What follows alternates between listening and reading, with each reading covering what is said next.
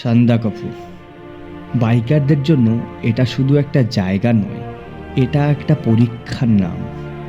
পশ্চিমবঙ্গের সবথেকে highest point হওয়ায় একে বলা হয় পশ্চিমবঙ্গের ছাদ। এখান থেকেই দেখা যায় পৃথিবীর 4টি সেরা শিখর। এই অপরূপ সৌন্দর্য দেখতে আমরা গত 23শে জানুয়ারি বেরিয়ে পড়েছিলাম অনেক দিনের স্বপ্ন জয় করতে। কিন্তু তখন সান্দাকফু মুচকি হেসে বলছিল, আমাকে জয় করা অত সহজ নয়। সান্দাকফু রাইড হলো একটি রাইডের স্কিল টেস্ট, তার বাইকের পাওয়ার নয়। আমি মাত্র 150 সিসির একটা বাইক নিয়ে জয় করে ফেলেছি সান্দাকফু, কিন্তু আমার গ্রুপেরই বাকি রাইডাররা জয় করতে পারেনি। এই ভিডিওতে তোমরা দেখবে সেই দুর্ধর্ষ লোমহর্ষক রাইড। তোমরা দেখবে -6 ডিগ্রিতে ক্যাম্পিং করার অভিজ্ঞতা। -6 ডিগ্রি টেম্পারেচারে রাতের বেলা যে ওয়েদার এত এক্সট্রিম হতে পারে সেটা ক্যাম্পিং না করলে কখনো বুঝতেই পারতাম না। যেখানে মাত্র 1 মিনিটেই জল জমে বরফ হয়ে যাচ্ছিল। তোমরা দেখবে কিভাবে বাকি রাইডাররা বারবার পড়ে যাচ্ছিল, তার মধ্যে একটা বাইক খারাপও হয়ে গেছিল। এই সমস্ত অ্যাডভেঞ্চারে ঠাসা এই ভিডিও একটু লম্বা হতে পারে, তাই আমি তোমাদেরকে রিকোয়েস্ট করব পুরো ভিডিওটা দেখো।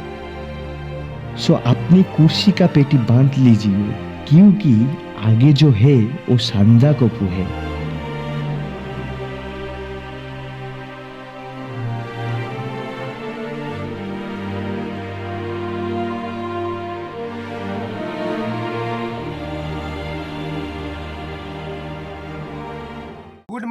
Good morning Nepal. আমি এখন নেপালে আছি।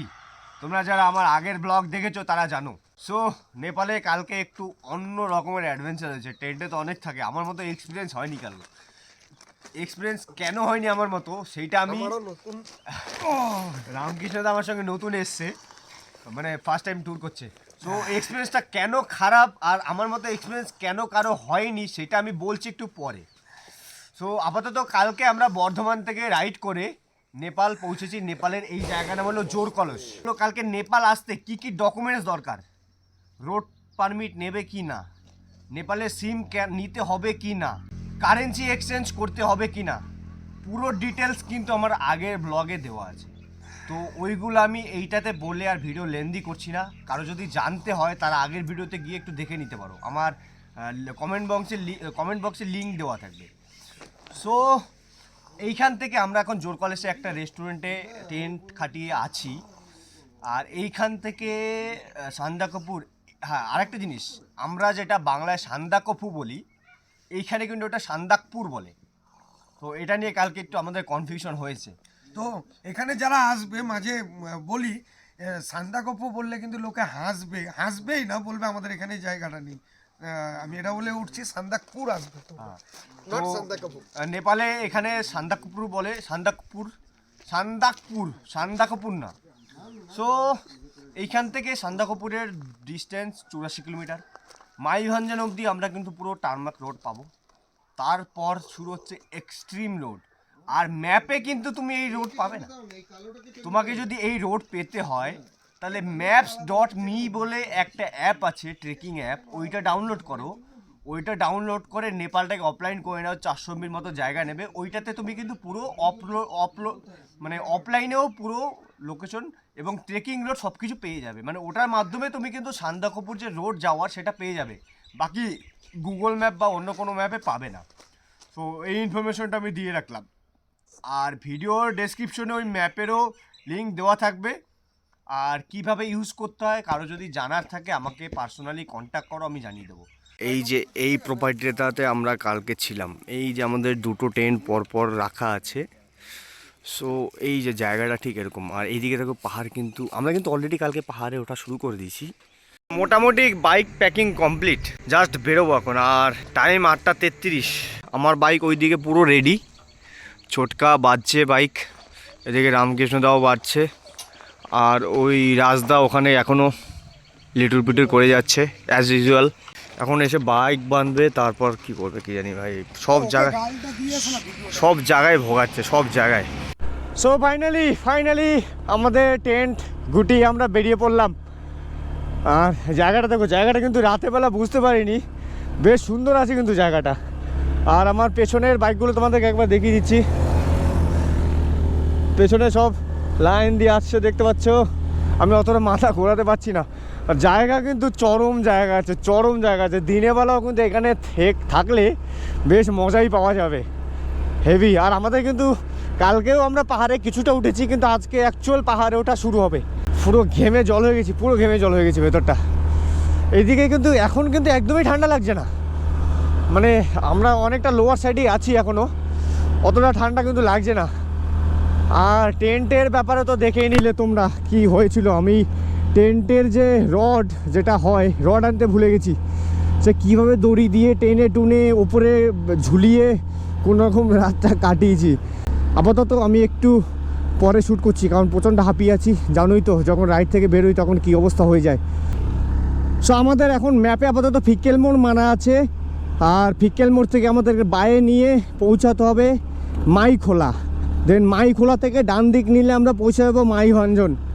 তো আপাতত তোমরা দেখতে থাকো কোন দিক থেকে কোথা দিয়ে আমরা কীভাবে যাচ্ছি। আর এই রুট কিন্তু সান্দাকফু যাওয়ার জন্য কিন্তু এই রুট বেস্ট। আমার ভিডিও দেখলে কিন্তু পুরো ডিটেলস পেয়ে যাবে, মানে তোমাদের আমি একটা ম্যাপ বানিয়ে রেখেছি। ম্যাপে কোথা থেকে কিভাবে নিতে হবে, কোন রোড কীরকম হবে, কোন রোড ভালো হবে, কোন রোড খারাপ হবে, পুরো ডিটেলস তোমরা পেয়ে যাবে।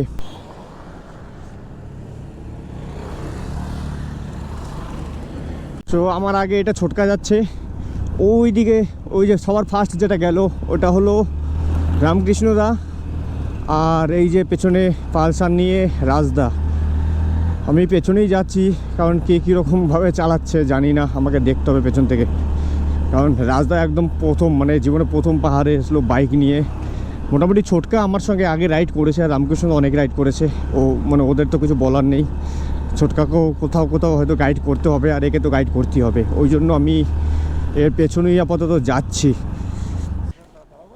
ম্যাগি খাবো তো এই দেখো পেছনের লোকেশনটা দেখো, আর এখানে দাঁড়িয়ে ম্যাগি করব, মানে ম্যাগি করছি। খিদে পেয়েছে, চরম খিদে পেয়েছে।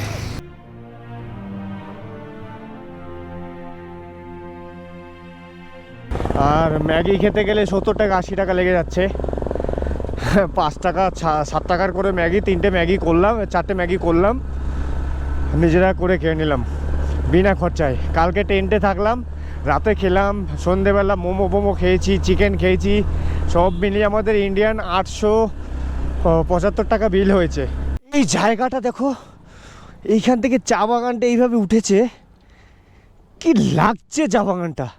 আর এই দিকে দেখো কিছু নেই, ওই দূরে পাহাড় আছে। এই দেখো তোমাদেরকে আমি কেন বলছি যে এখানে আসলে নেপাল, এই সান্দাকফু রাইড করলে সিম নেওয়ার দরকার নেই। দেখো এখানে আমার ফুল টাওয়ার, মানে দুটো সিমই কিন্তু ফুল টাওয়ার আছে। নেপাল এসে তো নেপালের প্রেমে পড়ে গেলাম। শুধু 1-2 দিন রাইড করে বসাবে কিনা এখন আমার সেটা নিয়ে কনফিউশন হচ্ছে। জাস্ট ভিউ দেখো, আমি কিছু বলবো না, তোমরা জাস্ট ভিউগুলো দেখে নাও। আচ্ছা, এই জায়গার নাম কান্নাম এসে পৌঁছালাম। আর লোকেশনটা দেখো, এখানে সব ফটো শ্যুট হচ্ছে, কিন্তু এখানে আর দাঁড়াবো না। ওই কান্নামে একটু এগিয়ে পেট্রোলে পাম্পে দাঁড়ালো, রামকৃষ্ণদা তেল ভরছে। আর এখানে তেলের দাম 155 টাকা 50 পয়সা, মানে নেপালি টাকা। তো বাংলা মানে ইন্ডিয়ান টাকা হচ্ছে 96 টাকা 80 পয়সা সামথিং, মানে 97 টাকা লিটার।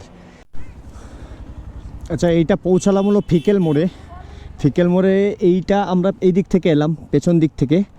আর কেউ যদি পশুপতিনগর হয়ে আসো, তাহলে তাকে কিন্তু এই দিক থেকে আসবে, মানে এইখানে কিন্তু তোমাকে আসতে হবে এই দিকের থেকে। আর আমরা যাবো এখন এইদিকে হলো মাইখোলা। এই যে ফিক্কেল, এখানে দাঁড়িয়ে ফটো তুলে নিতে পারো, আমরা তুলছি না। আচ্ছা, ফিক্কেল মোড় পৌঁছে কিন্তু এখান থেকে আবার মাইখোলা মেরে নিয়েছি ম্যাপে। তোমরা নিশ্চয়ই ভাবছো এরকম ভেঙে আমি কেন ম্যাপে মারছি। তার একটাই কারণ, আমি যদি ডিরেক্ট যেখানে যাব সেই লোকেশন মারি, তাহলে কিন্তু আমাকে অন্য রুট দেখিয়ে দেবে এবং খারাপ রুট দেখিয়ে দেবে, মানে শর্টকাট। যেহেতু এটা ট্রেকিংয়ের অ্যাপ, এ কিন্তু শর্টেজ যেটা পাবে সেটাই দেখিয়ে দেবে। ওই জন্য আমি এরকম ভেঙে সার্চ করে যাচ্ছি, যাতে আমি হাইওয়েতে থাকতে পারি। ছোটটা আগে যাচ্ছে, রামকৃষ্ণ তো আমার পেছনে আছে, রাজদা আবার পেছনে পড়ে গেছে। যাও এগিয়ে যাও আসুক। আমার সঙ্গে এসছে ভাই, আমার তো একটা দায়িত্ব আছে।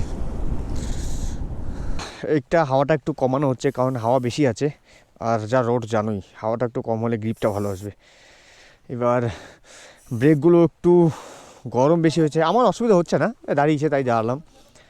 আর বাইকটা এই যে দাঁড়িয়ে আছে। আর এই রাইড করতে করতে আমার একটা জিনিস মনে পড়লো, এই যে এফজেড বা যে কোনো ছোটো সিসির গাড়ি, ইঞ্জিন ব্রেকে খুব একটা ফায়দা কিছু হয় না, সত্যি কথা, এটা অপ্রিয় সত্যি কথা। কারণ আমরা যখন রাইড করতে আসি তখন অনেক লোড থাকে, তো লোডের তুলনায় এফজেড যেহেতু ছোটো সিসির গাড়ি, এফজেড কেন যে কোনো 150 সিসির গাড়ি, ইঞ্জিন যেহেতু ছোটো, বেশি ব্রেকিং করতে পারে না ইঞ্জিন ব্রেক।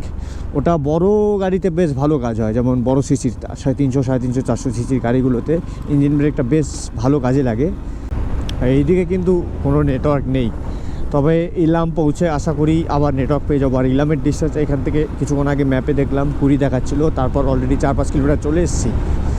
ও হো ভাই রে ভাই, কি এসব,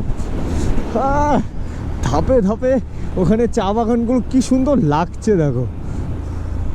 পৌঁছে গেছি বিবলাতে বাজার, এই হলো বিবলাতে বাজার। এবার এখানে আগে খাবার দোকান খুঁজবো, চলতে। তো এখান থেকে খেয়ে বেরোলাম, আর খাবার হলো আমাদের টোটাল 950 টাকা বিল হলো, 920 টাকা, সরি। আমরা সবজি তরকারি খেয়ে সবজি ভাত খেয়েছি, আর তার সঙ্গে ডিমের অমলেট ছিল। এখানে একটু রেটটা বেশি কারণ অনেক উপরে, অনেক মানে উপরে। আমাদের প্ল্যান ছিল মায়ের ভাজন হয়ে যাব, কিন্তু এখানে একজন ড্রাইভারের সঙ্গে কথা হলো, উনি বললো যে মায়ের ভাজন রোড বাজে আছে, খুবই বাজে আছে, এই দিক থেকে মাবু হয়ে যাব। তো এখন আমরা যাচ্ছি মাবুতে। এখন 12-13 কিলোমিটার এরকম ভালো রোড পাবো, তারপর থেকে কিন্তু পুরো অফরোড শুরু হয়ে যাবে। সো এই যে এই জায়গা থেকে মাইপকড়ি চলে গেছে সোজা, আর সান্দাকফু সোজা 28 কিলোমিটার, আর আমরা এই দিকে নেমে যাচ্ছি মাবুর দিকে। চলো অফরোড শুরু, এইবার অফরোড শুরু। রোড মাগো রে, ডেঞ্জারাস রোড। এ তো গাড়ি 9-10-এর উপরে চালানো যাবে না। কি রোড মাইরি, ও ভাই ভাই, সাসপেনশন দেখো, এফজেডের পেছনে সাসপেনশনটা দেখো। আর আমার তো আরও টপ বক্সে আছে, টপ বক্সে প্রায় 30-35 কেজি ওয়েট, আমার শুধু লাফাচ্ছে পেছনটা।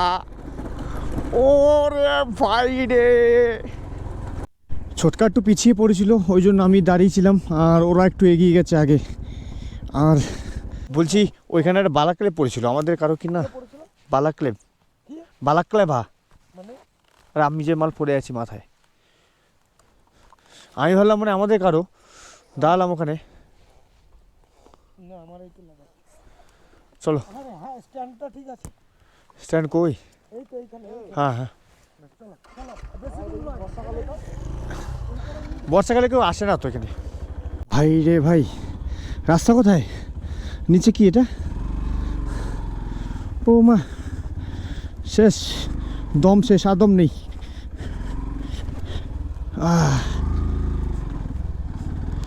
আর দম নেই। বাইক বর্ধমান অবধি পৌঁছালে হলো। ভাবো এরকম এক্সট্রিম রোড, তার মধ্যে এরকম আপহিল আর ডাউনহিল, কী কন্ডিশনটা হচ্ছে আমাদের। তার মধ্যে আমার লোডটা এত বেশি আছে, তো লাফাচ্ছে, আর লাফ দিয়ে যখন ওপর উঠছে তখন চাকা পুরো ফলস ঘুরছে। এই রে, কি করলে, হ্যাঁ, দাঁড়াও দাঁড়াও দাঁড়াও, ওদিকে যাও ওদিকে যাও ওদিকে যাও।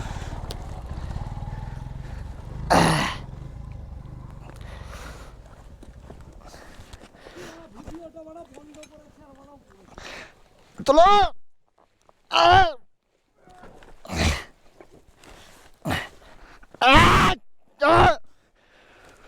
স্ট্যান্ড করো স্ট্যান্ড করো স্ট্যান্ড করো। এই পাথরটায় মাথা লাগিয়েছে, আরে ওরকম তো লাগবেই, আমার লাগে না, ওইটাই তো ক্যালি। উঠায় এখানে দাঁড়া, উঠায় এইটারই অপেক্ষা করছিলাম আমি এতক্ষণ ধরে। ওই জন্য আমি ছোটকা পেছনে আসছিলাম, কারণ বুলেটে পড়ার চান্স ছিল বেশি। এইটাই আমি অপেক্ষা করছিলাম। চল চল।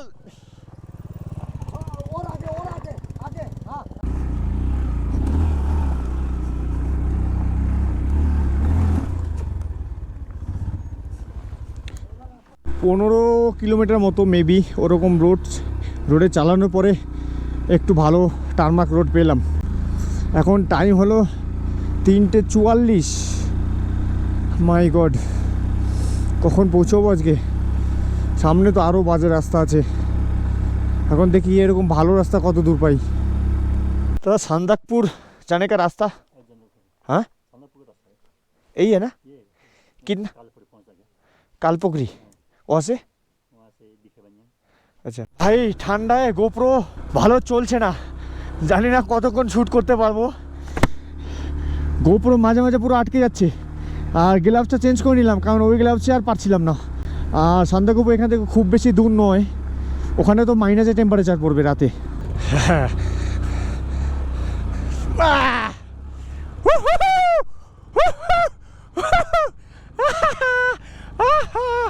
ও কে কেমন রাইডার আসো প্রমাণ দিয়ে যাও সান্দাকফু এসে। এখনো অবধি পড়িনি, পেছনে এত লাগেজ, তারপরে টপ বক্সের ওজন গাড়ির সামনে লাফাচ্ছে, তাও আমি ম্যানেজ করছি। হ্যাঁ এই জায়গাটা ভিউটা দেখো। এইটাই কি কালীপোখরি? মেবি এইদিকে সান্দাকফু নেমে গেছে আর আমাদের মেবি ওপরে উঠতে হবে। জিজ্ঞেস করে নেবো উপরে উঠে।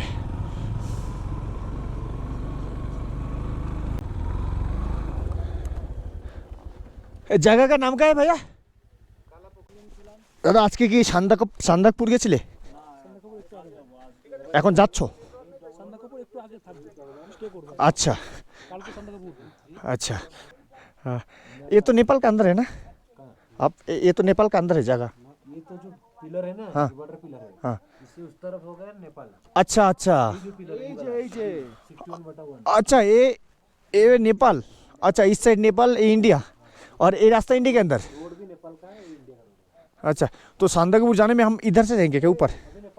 এটা ইন্ডিয়া রোড, ওই রোডটা নেপালে। বুঝতে পেরেছি। কালপোখরি, এটা হলো কালপোখরি। এই যে বর্ডার, এইটা হলো ইন্ডিয়ার নেপালের রাস্তা, আর এইটা হলো ইন্ডিয়ার রাস্তা। এখানে ভাইরা সব ট্রেকিং করছে বনগা থেকে এসে। আমরা কিন্তু এই রাস্তা দিয়ে যেতে পারবো না, আমাদের এই রাস্তা দিয়ে যেতে হবে, কারণ এইটা দিয়ে ঢুকলে কিন্তু ফাইন ধরিয়ে দেবে। তো আমরা যাবো এই রাস্তা দিয়ে। এতক্ষণ যে রাইড করে এলাম, দাদা বলছে এইখান থেকে কালীপোখরি থেকে আর 6 কিলোমিটার, বলছে ওর থেকেও খারাপ রাস্তা। আজকে আমরা পৌঁছাতে পারলে হয়, আর এই ওয়েদারে ক্যাম্পিং করে যে কী করে থাকবো জাস্ট বুঝতে পারছি না। ও আচ্ছা সরি, 320 টাকা। 1 মিনিট নোট করিনি আমি।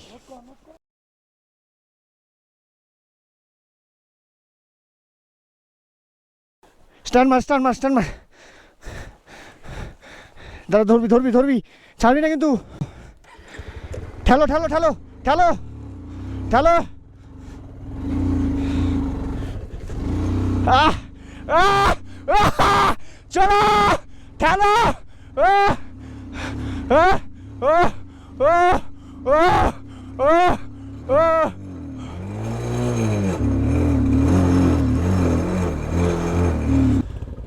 গেছে মানে আবার মনে আটকেছে।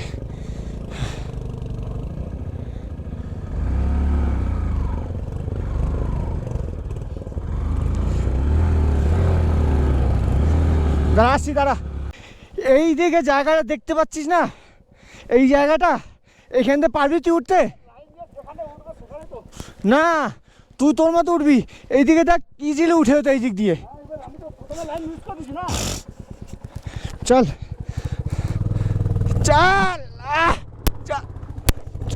দাঁড়া চল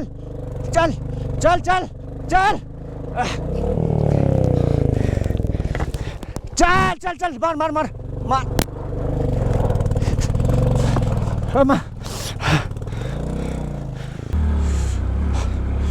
শুধু একটা স্পিডের খেল, আর কিছু না। স্পিড স্পিড ধরতে হবে বাস, পুরোটাই স্পিডের খেল, পুরোটাই স্পিডের খেল।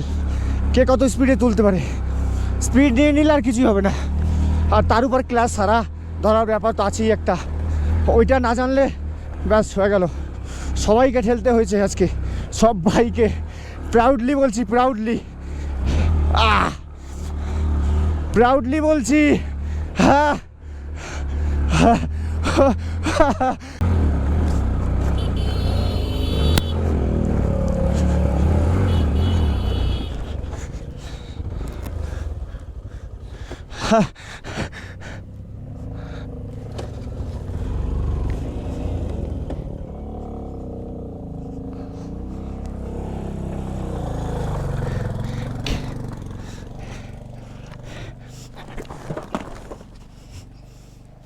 गया गया गया गया স্ট্যান্ড করলাম, স্লিপ কেটে গেছে। আগে তোমারটা তুলি, থাক। এটা পড়িনি আমি, এই আমি পড়িনি, স্ট্যান্ড করেছি। একটা কথা, আমার কথা আগে শোনো, let me clear, let me clear. আমি পড়িনি।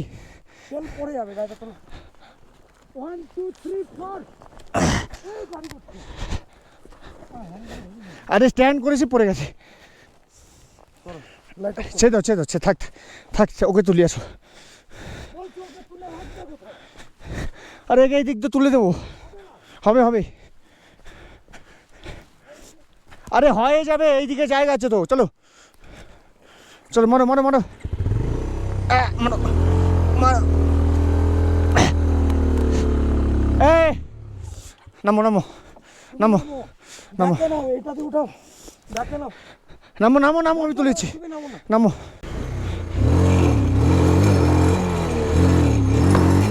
ঠেল মারো, ঠেল মারো, দাঁড়াও, রেডি, 1 2 3।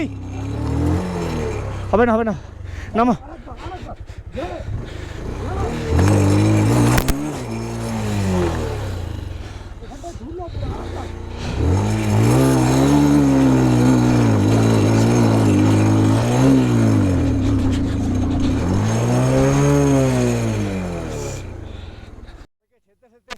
জীবন বেরিয়ে গেল। একটু পেছনে আন, একটু পেছনে আন, ছোটকা।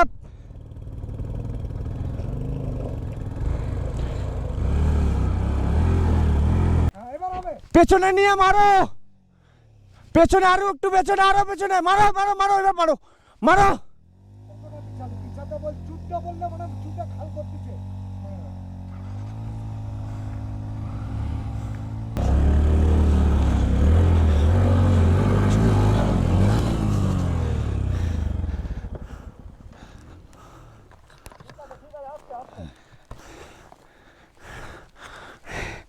শেষ, ওর জন্য আমি বললাম এখানে বেরিয়ে যাও, বেরিয়ে যাও, বেরিয়ে ওপরে চল যাও, ওপরে ওপরে চল যাও।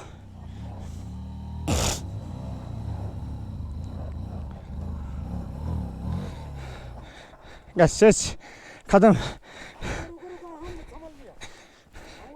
পারবে না, পারবে না, গ্যারান্টি। ছেড়ে দে, শর্টকাট ছেড়ে দে, শর্টকাট ছেড়ে দে না।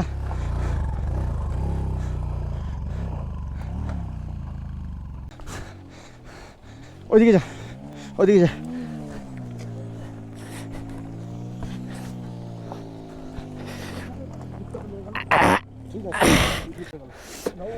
স্ট্যান্ড কর, স্ট্যান্ড কর, চাপ চাপ চাপ চাপ।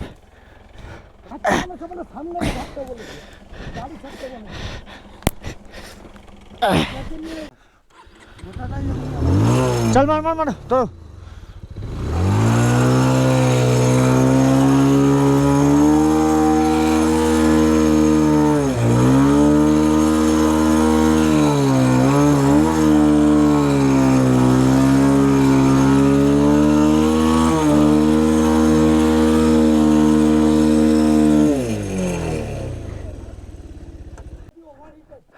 হ্যাঁ হ্যাঁ, শেষ, এর ক্লাস প্লেটটা শেষ।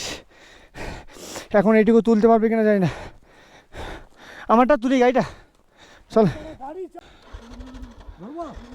স্টার্ট হচ্ছে না।